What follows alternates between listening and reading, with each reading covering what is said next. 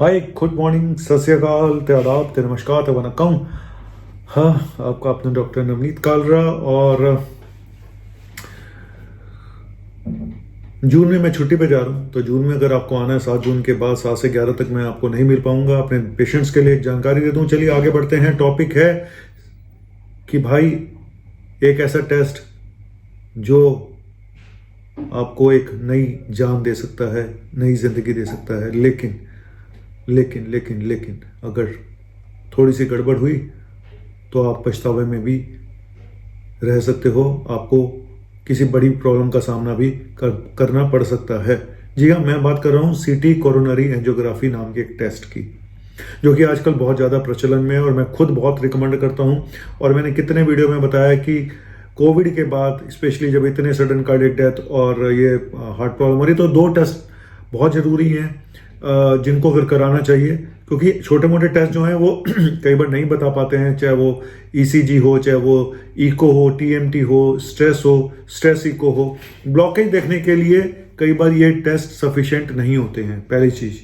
क्योंकि eco, stress eco या TMT, इनका भी 60 to 70% रिजल्ट ही ठीक आते हैं। तो इसीलिए सीटी कोरोनरी एंजियोग्राफी एक बहुत इंपॉर्टेंट टेस्ट है, मैं हमेशा बोलता हूँ। इको तो खैर मसल देखने के लिए मैं बोलता हूँ कि हार्ट की मसल, हार्ट की जो स्ट्रक्चरल प्रॉब्लम्स हैं, वॉल कैसे हैं, इन सब के बारे में जानना है तो उसके लिए इकोकार्डियोग्राफी। और ब्लॉकेज देखने के लिए सीटी कोरोनरी एंजियोग्राफी एक बहुत ही अच्छा टेस्ट है, जिसमें एडमिट होने की जरूरत नहीं पड़ती, है ना। सबके लिए मन में डर एक ही होता है कि हम हॉस्पिटल में अगर एडमिट होकर एंजियोग्राफी कराएंगे तो पता नहीं क्या हो जाएगा, डॉक्टर क्या बोल दे और क्या कर दे, ये मन में एक डर लोगों के होता है। इसीलिए सीटी कोरोनरी एंजियोग्राफी की पॉपुलैरिटी बढ़ती जा रही है, लेकिन कुछ बातों को आपको ध्यान भी रखना पड़ेगा। पहली चीज तो ये, चलिए एक शॉर्ट में बता देता हूँ कि कौन से पेशेंट में सीटी कोरोनरी एंजियोग्राफी हम लोग करवाते हैं। आपको चेस्ट में कुछ डिस्कम्फर्ट लग रहा है, सारे टेस्ट नॉर्मल हैं, तो चलिए सीटी एंजियोग्राफी करा के देख लेते हैं। डॉक्टर को डाउट है कि भाई हाँ, इसको शुगर है, बीपी है, फलाना है, ढिमका, तो इसको चांसेस हो सकते हैं। जहाँ पे रिस्क फैक्टर ज़्यादा है वहीं पे ही ब्लॉकेज निकलने के चांसेस और ज़्यादा हो जाते हैं।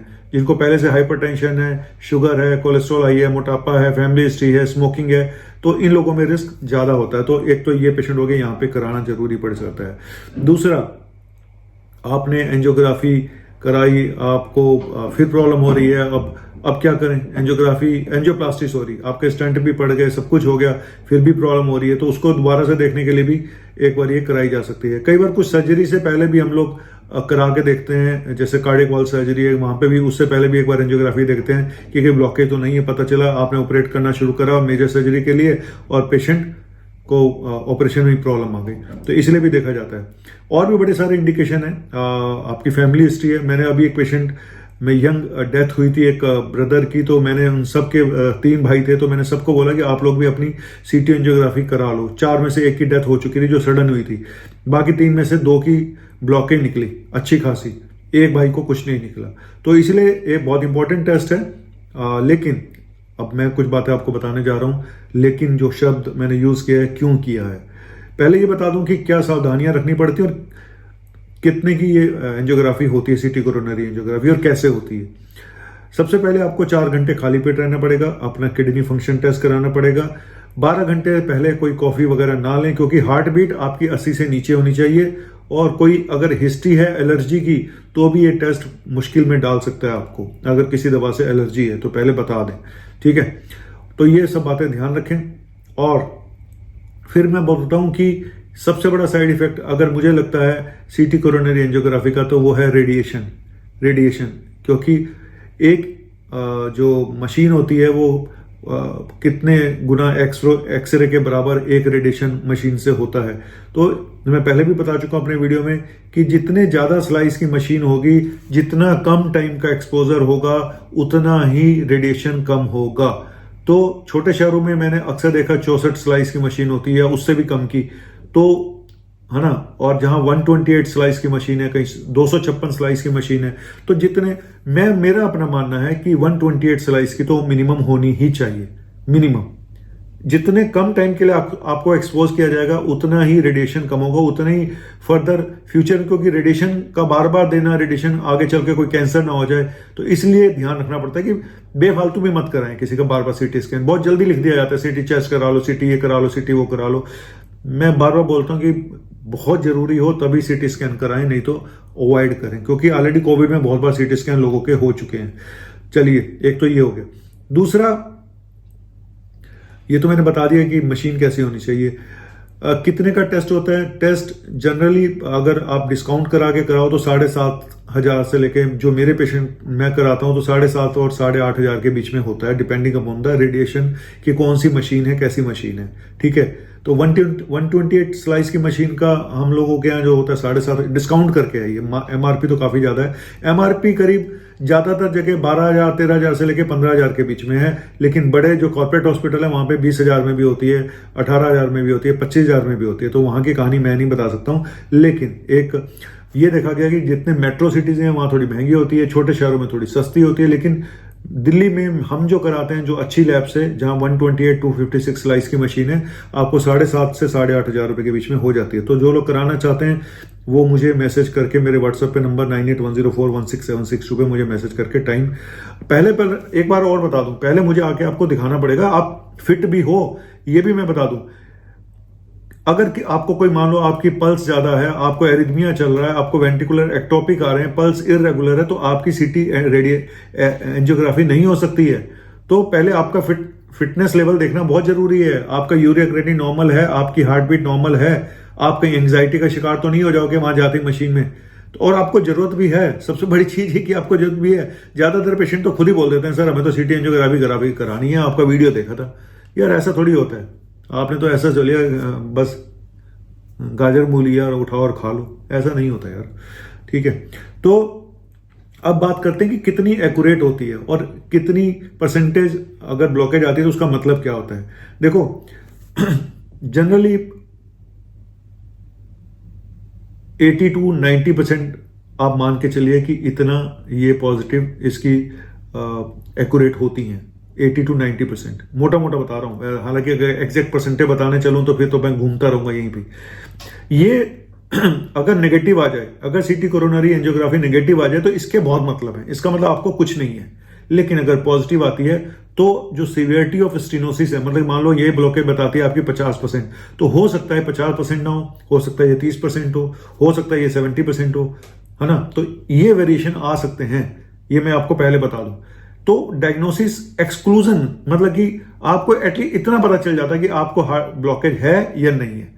छोटी मोटी ब्लॉकेज 15 20 25% ऐसी बता देना, इसकी कोई वैल्यू नहीं होती। लेकिन जहां 70% ब्लॉकेज बता रहा है अगर ये, तो फिर आपको दूसरी एंजियोग्राफी भी करानी चाहिए तार डाल के। क्योंकि मैं पहले बता दूं कि कब हम बोलते हैं माइल्ड, 40% से अगर कम ब्लॉकेज है तो बोलते हैं माइल्ड, 40 to 70% बोलते हैं मॉडरेट, और 70% से ऊपर है तो सीवियर। लेकिन अगर आपकी, ये मेरा पर्सनल एक्सपीरियंस है, अगर आपकी एंजियोग्राफी 50 से 70% की ब्लॉकेज दिखा रहा है तो आपको दूसरी तार वाली कन्वेंशनल एंजियोग्राफी, इन्वेजिव एंजियोग्राफी जरूर करानी चाहिए। क्योंकि हो सकता है वो 70% ना हो गए, 90% हो, 95% हो। तो वेरिएशन होते हैं, मैंने देखा है, और उल्टा भी देखा है, जहां पे 50% बता दिया और पेशेंट को कुछ भी नहीं निकला, ऐसा भी देखा है। तो ये आपकी किस्मत है कि आगे चल के क्या निकलता है ना। सीटी कोरोनरी एंजियोग्राफी एक मोटा मोटा आपको आइडिया देता है, इतना एक्यूरेसी। हाँ, मैंने बहुत एक्यूरेट रिपोर्टें भी देखी, मैं ये नहीं बोलूंगा कि बिल्कुल एक्यूरेट नहीं होती, मैंने बहुत एक्यूरेट रिपोर्टें भी देखी जहां पे बिल्कुल एग्जैक्ट डिट्टो वो निकला जो वहां पे। तो ये इस चीज पे भी डिपेंड करता है कि आपके करने वाले जो टेक्नीशियन है, जो टीम है, वो कितनी स्किलफुल है, मशीन कितनी एक्यूरेट है, आपके रेडियोलॉजिस्ट कितने स्किलफुल है, उनको कितना आता है। तो बहुत सारी चीजों पे रिपोर्टिंग डिपेंड करती है। इसीलिए बोलता हूं अच्छी जगह से हमेशा टेस्ट कराएं, नहीं तो ये आपको घुमाएगी ऐसे कि आप घूमते रह जाओगे, घनचक्कर बन जाओगे। और कुछ बाबा लोग बैठे हुए हैं जो ईसीपी थेरेपी कर रहे हैं, फलाना कर रहे हैं, वो अगर वो कहें कि जी हमारी लैब से टेस्ट कराओ, कभी मत कराना, कि फलानी टेस्ट इसी से कराओ, कभी मत कराना। जो ये इस तरह के थेरेपियां लेके बैठे हुए बाबा लोग, फिर कहेंगे वहीं से जाके दोबारा कराओ, तो ये सब चीजें मत करना। इसमें भी कोई अगर करप्शन हो तो मैं बोल नहीं सकता हूं, ठीक है। चलिए, मैं किसी का नाम नहीं लूंगा यहां पे, लेकिन अब मैंने ये बता दिया, स्टेनोसिस बता दिया। कुछ लोग कैल्शियम स्कोरिंग के बारे में पूछते हैं, तो कैल्शियम स्कोरिंग मुझे उतना एक्यूरेट नहीं लगता, क्योंकि मैंने ऐसे काफी पेशेंट देखे जहां पे ब्लॉकेज थी और वहां पे कैल्शियम स्कोरिंग नॉर्मल आ गई। तो कुल मिला के अगर आपकी ब्लॉकेज निकलती है, तो अगर आपका डॉक्टर उसको कोरिलेट करता है आपके सिम्टम के साथ और उसको लगता है कि नहीं यार ये ब्लॉकेज दवाई देने के बाद भी पेशेंट को प्रॉब्लम हो रही है, तो मेरे हिसाब से अगर डॉक्टर रिकमेंड कर रहा है तो फिर आपको वो तार वाली एंजियोग्राफी करा के देख लेनी चाहिए। क्योंकि मैंने कुछ पेशेंट में ऐसा देखा है जहां पे ब्लॉकेज कम दिखाई गई और वहां पे 100% ब्लॉकेज निकली, 99% ब्लॉकेज निकली, 95% ब्लॉकेज निकली, सिग्निफिकेंट ब्लॉकेज निकली। और उल्टा भी देखा जहां पे 75% ब्लॉकेज बताई गई और कुछ भी नहीं निकला, 20-25% ब्लॉकेज निकली। तो ये थोड़ी सी प्रॉब्लम है कि ये तो बता देता कि ब्लॉकेज है, कई बार सीवियरिटी में उतने एक्यूरेसी नहीं आ पाती। एक्यूरेसी जो सीवियरिटी की बताने की है वो सिर्फ 80 to 85% एक्यूरेट है। जो सीटी स्कैन की रिपोर्ट है, सीटी एंजियोग्राफी 80 to 85% सीवियरिटी बताने में, स्टेनोसिस की ब्लॉकेज की सीवियरिटी बताने में सिर्फ इतनी ही वो बता पाता है। बाकी 15-20% में कुछ भी आ सकता है। इसके लिए आप मेंटली तैयार रहें।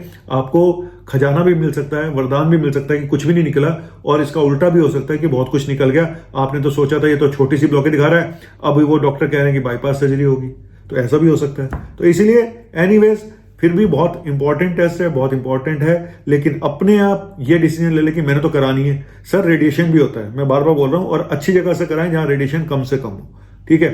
तो चलिए, मैं सिर्फ इतनी हेल्प करता हूं, बार बार बोलता हूं, अगर आपको करानी है मेरे नंबर और आप मुझे एक दिन पहले आके दिखा दें। अगर एक दिन पहले नहीं दिखाना चाहते, सुबह दिखा दें और खाली पेट आ जाएं, तो मैं एक बार चेक कर लूं कि आप उसके लायक भी हो, फिट भी हो। दिक्कत सारी यही है, फिटनेस देखना बहुत जरूरी होता है पेशेंट की, क्योंकि 2-3 पेशेंट ऐसे आए जिनको वेंटिकुलर टैकीकार्डिया था, वेंटिकुलर एक्टोपिक बहुत ज्यादा थे, जिनकी एंजियोग्राफी नहीं हो पाई, मना कर दिया डॉक्टर्स ने। तो इसलिए पहले अगर आप अपने डॉक्टर से फिटनेस लिखवा लें, अपने डॉक्टर से लिखवा लें सीटी एंजियोग्राफी, तो वो भी है। मेरे से क्यों कराते हो, आप कहीं से भी करा के ले आओ। अगर वो लिख के दे रहा है कि पेशेंट फिट है एंजियोग्राफी के लिए, तो आप करा लो। थैंक यू वेरी मच, शुक्रिया, बाय बाय।